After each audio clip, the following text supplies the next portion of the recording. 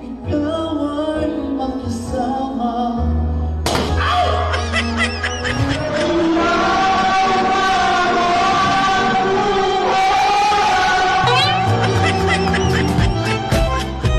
Halina't ating ipagpatuloy ang ating naumpisahan. Part 2 na tayo ng mga fail moments sa mga kasalan. Kaya kung malungkot ka at walang masasandalan, panoorin mo muna to at tayo'y magtawanan. La 5. Halika, tawa ka muna ng 5. Feel na sana ni groom and bride ang first dance nila bilang mag-asawa. Si wedding singer, feel na feel rin ang pagkanta.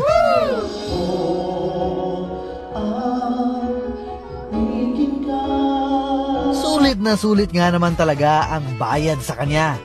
Yun nga lang sa huli, may sabit din pala.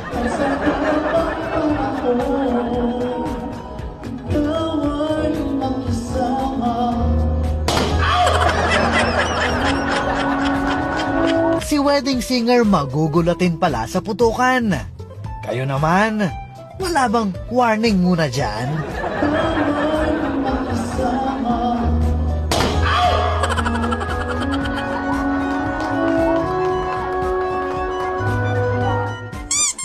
Speaking of wedding singer, mapapabilib na sana ako.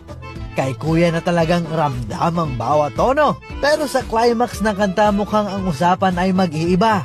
Pagmasdan mamaya ang mukha ng pianista.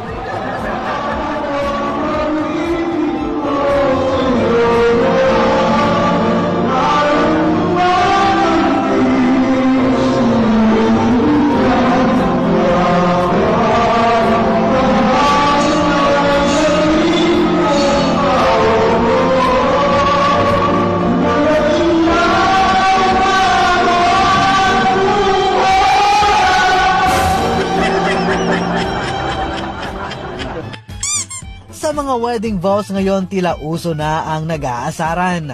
Buti na lang at wala naman masyadong nagkakapikunan. Pinapangako ko na iintindihin ka kahit nakakarindi ka na. Maswerte ka, mahilig ako sa adobo, kaya kahit toyoin ka, gusto pa rin kita. Parehong bride and groom ay hindi nagpapatalo. Siguraduhin nyo lang na mamaya sa bahay, hindi magliliparan ng mga plato. I promise to give you the best of myself. To share my time and attention and bring strength to our relationship. Your joy is my joy. Your pain will also be my pain. Please know that I won't be at my very best at all times, but I promise to love you and to take care of you to the best of my strength until the last beat of my heart. At kung may isang bagay man akong mahihiling sa oras na ito, yun ay sana'y naiintindihan mo lahat ng sinabi ko. Love you, dear.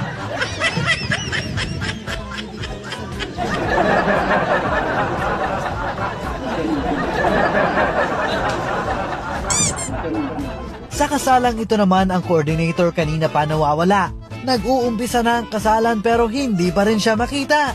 Pero huwag mag-alala, nandyan lang siya at ginagawa ang kanyang trabaho. Maya-maya lang, lalabas na yan at gugulatin kayo. No.